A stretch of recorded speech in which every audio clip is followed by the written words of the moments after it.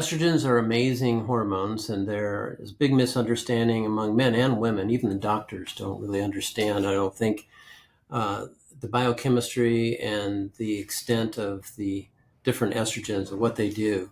I'm not sure if doctors just missed that class in medical school or if it's because there's not a drug for the estriol, which is the safe protective estrogen, which I call the forgotten estrogen because it's 1,000 times less concentrated than estradiol and estrone, which are the two main estrogens that women hear of and know of that pharmaceutical drugs have copied.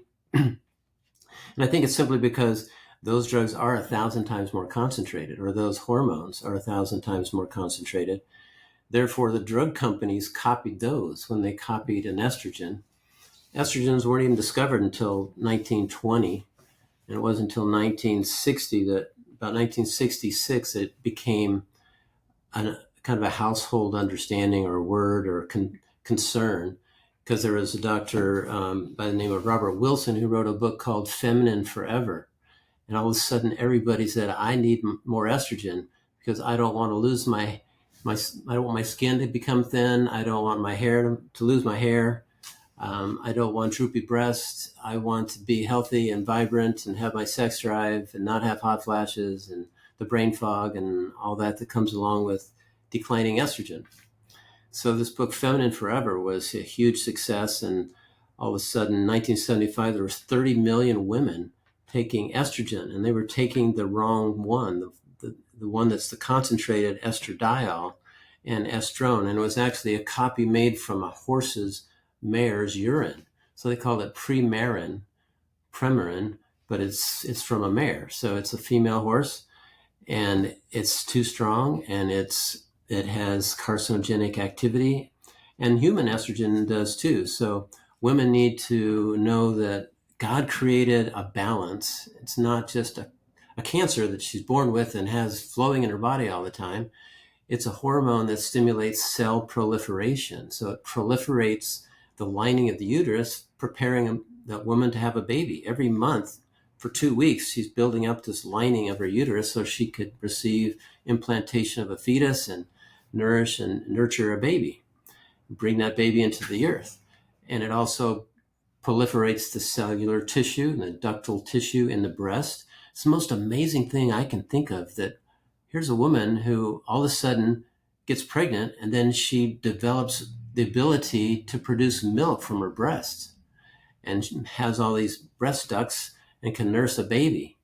It's just incredible what the body has been created to do. But so for 2 weeks out of every month, it's building up, preparing for that. And if it doesn't happen, then everything sloughs off. A woman has to go through the removal of that tissue that's been built up that causes the menstrual bleeding for a week. And 3 weeks later, they're back to where they were.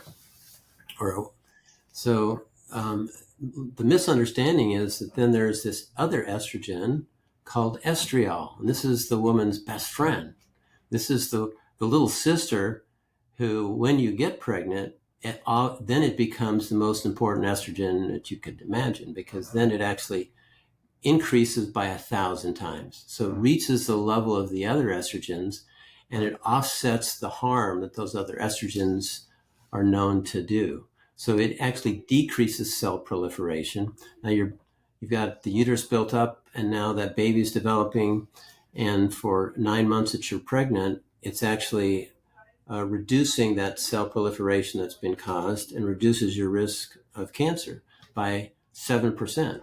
So every time a woman gets pregnant, she has a reduced risk of cancer by 7%. And if she nurses that baby for 12 months, she has another 4% reduced risk of breast cancer. So a total of 11% for every baby. So my wife has 5 children. We got 4 daughters and 1 son.